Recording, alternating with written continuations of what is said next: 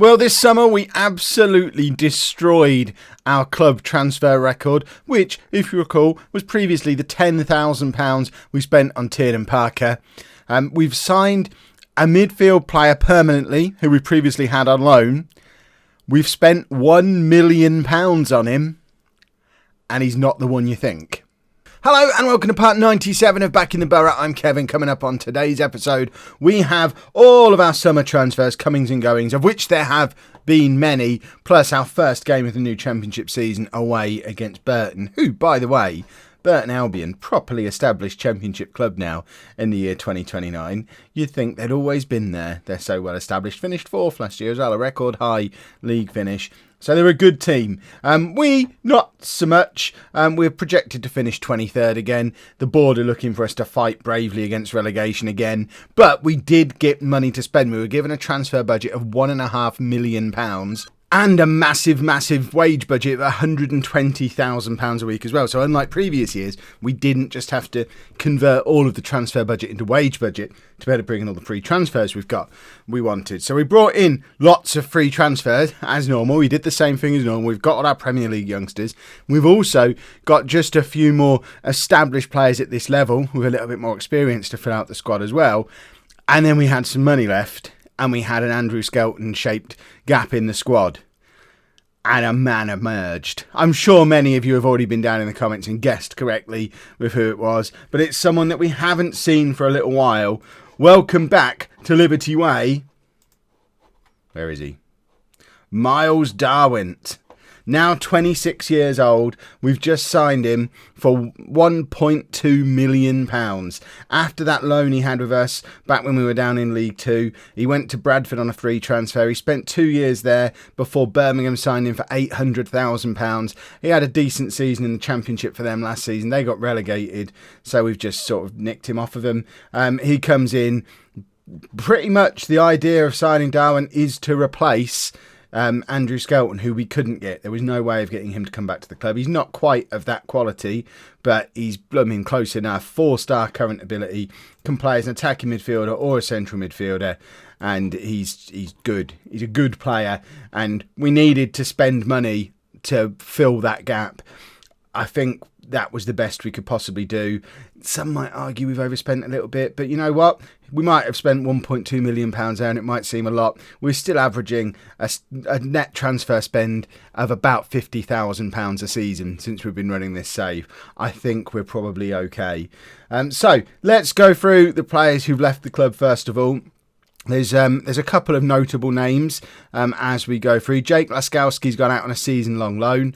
We've probably seen the last of him. His contract's up at the end of the season. It was actually up at the end of last season, but we extended it because we didn't know for sure that we were going to be able to bring in a replacement. We did, and we've sent him out on loan. He's on the transfer list as well. After 9 seasons at Nuneaton, I think we've seen the end of Jake Laskowski. And there's been quite a few players who we've released as well, who you would recognise. Very sadly, Sir Tom Elliott didn't become a member of staff after all. I kept trying, but it got to, he wouldn't do anything while he was still under contract with us, and I thought that's fine. Once his contract ends, then I'll try and bring him in as a scout. And his contract ended, and it just retired him. Also took away his knighthood as part of retiring him as well. You can't have nicknames if you don't have an active profile in the game, apparently. So Sir Tom Elliott reverts to being Tom Elliott, and last episode was the last we'll ever see of him. Miles Darwin has taken over his number 12 shirt, and hopefully he'll fill it adequately. Other players who've left the club, and there are some big names on here. Tiernan Parker is gone. Jamal Redhead's gone. Graham White, Newcomer, Philip Burns. Who else? Samson Sprudd played a few games last season. Daniel Sullivan played a few games last season. Is there any more? No. Phil Clark, who was the 5-star potential goalkeeper who came through a few years ago. He's not 5-star potential anymore, although according to this he's now gone back up to 5-star potential again. He was showing at like 3-star potential, and we signed so many better potential goalkeepers over the summer that he's been moved on as well. And then we've got the newcomers. So if we have a look at all of the players who've come in again, there are a few like I said, a few names who are going to be a little bit closer to the first team than normally these players would be when they come in. Sam Griffiths is the reason that we're going to let Robbie Nadak go out on loan. He's the reason Phil Clark left. He's only 19. He's already almost as good as Mitchell, if not as good as Mitchell, with 4.5-star potential. So Sam Griffiths is probably going to be our first choice keeper by the end of the season. We might have a proper keeper. He's 6'5". I like a 6'5" goalkeeper. Who else is pretty much ready for the first team already? Zach Walker is the reason we're going to be letting Ricky German go out on loan, or one of the reasons. 23-year-old Irish striker, 3-star current ability, 4-star potential. He's been around a little bit, scored goals for Livingston up in Scotland. Swansea paid a lot of money for him, and he's not really done it anywhere. Had a little bit of time on loan at Posh. Played very little football. He's going to be our 4th choice striker. We're giving him the opportunity to try and fulfil some of that potential. If he doesn't, we'll move him on. Low risk transfers for the win. There's a few others in it. I mean, these are all youngsters you'll meet as the season goes on. I think Higgins is the centre-back. No, he's not. There's a centre-back. Jake Hutchings is the centre-back. 21 years old. He's the reason Laskowski's gone. 2.5-star current ability, 4.5-star potential. He comes in from Stoke and slots into that position as our 4th choice centre-back. There's a few other youngsters who've been in as well. Phil Ball is probably going to be the new Joe Anderson. He's going to be his replacement at left-back by the end of the season. 23 years old, 3-star current ability, 4-star potential. In theory, again, already as good as Joe Anderson with the potential to get better. Lots of experience in the lower leagues. We'll blood him in gently and see how he copes with the Championship. If he doesn't, our current hottest prospect at the club is apparently Hayden Sheridan, who's 18, 2.5-star current ability, so already almost as good as Anderson and Ball, with the 5-star potential, and he came in from Liverpool. Any more of these going to be in there straight away? Albert Richardson's back on loan. I can't think of anyone else. This is going to be the team anyway. Oh, and finances, I suppose. We've got still got nearly £3 million in the bank. We have spent all our transfer budget. We're slightly over wage budget right now, but Ricky German's still to leave. Robbie Nadak's still to leave. They'll both go out on loan within the next week or two and bring that back down. And with regard to facilities and the developments there, you lot were all right. You knew you were right. I doubted it, but the new stadium has now been pushed back a year and a half from what I thought it was. It's now scheduled to be completed in January 2032. It's currently August 2029, so we've got at least another 2 seasons at Liberty Way, and probably another half, so probably 3 seasons still here before that's set up. But we have got new youth facilities that should be in place by December. We got new data analysis facilities over the summer, apparently, or we should have done. It says it's complete, but it also shows that it's still planning, so I'm not really sure what happened there. And we'll just keep pushing to spend this money.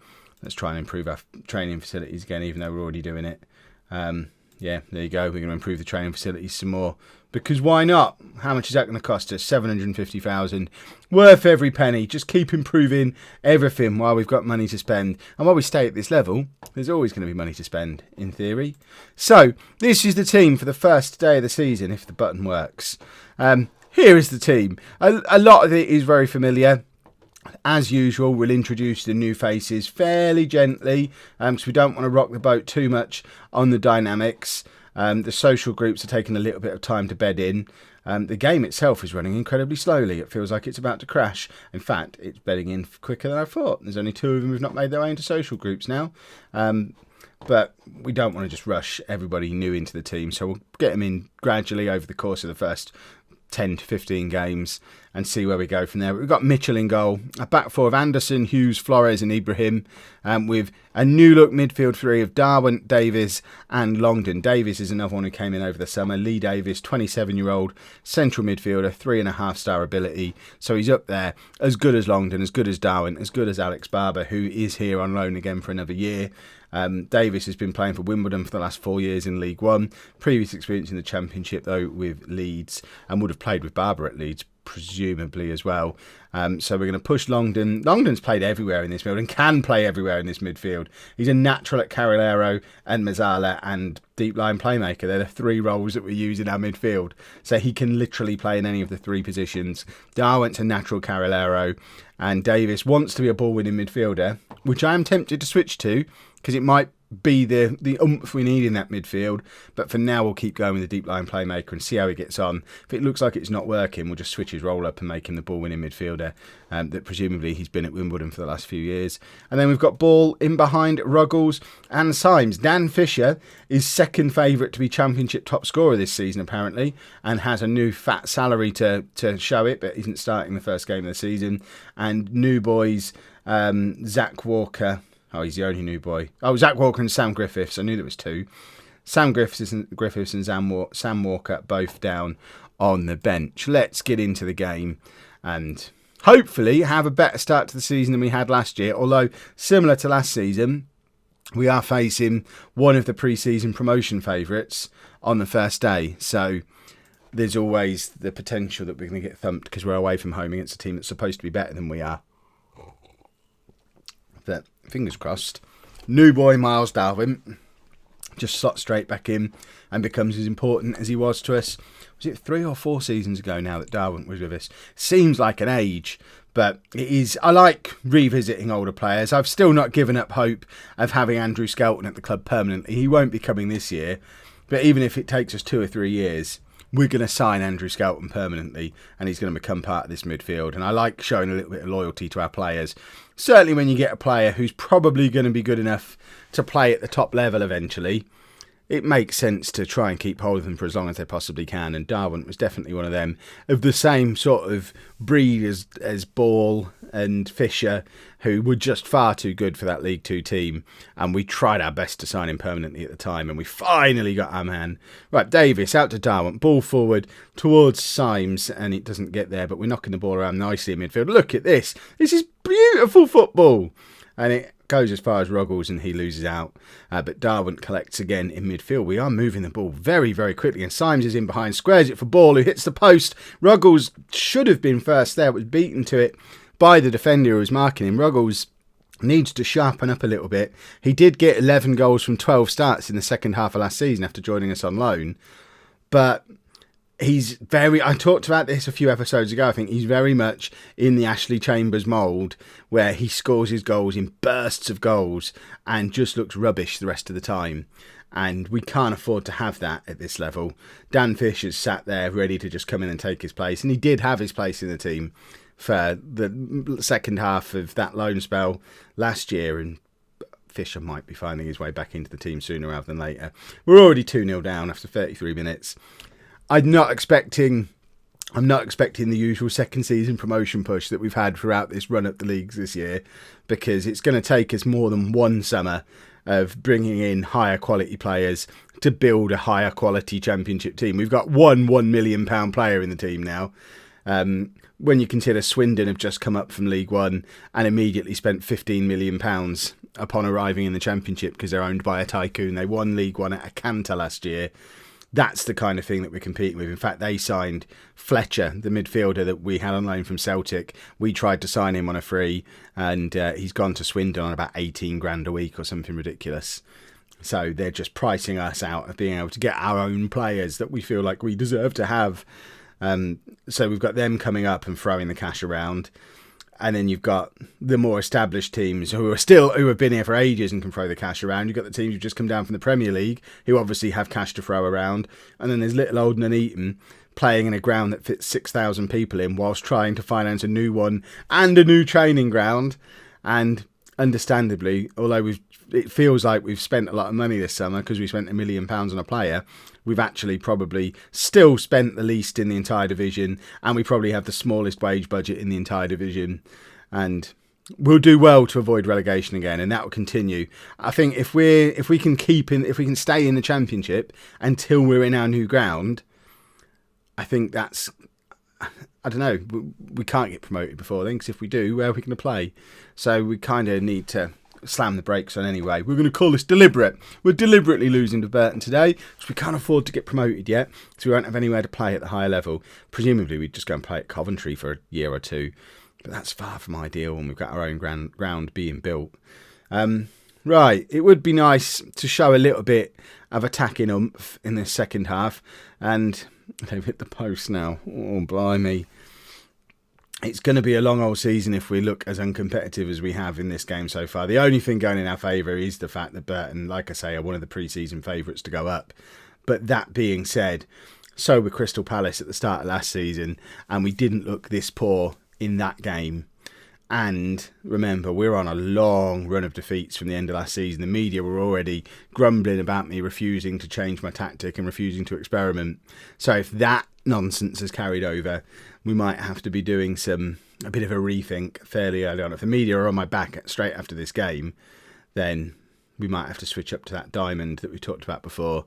Maybe drop Davies back to play as a ball-winning midfielder in front of the back four and just tweak things for half a dozen games or so that we can trick the match engine into letting us go back to our preferred formation again as if it was new.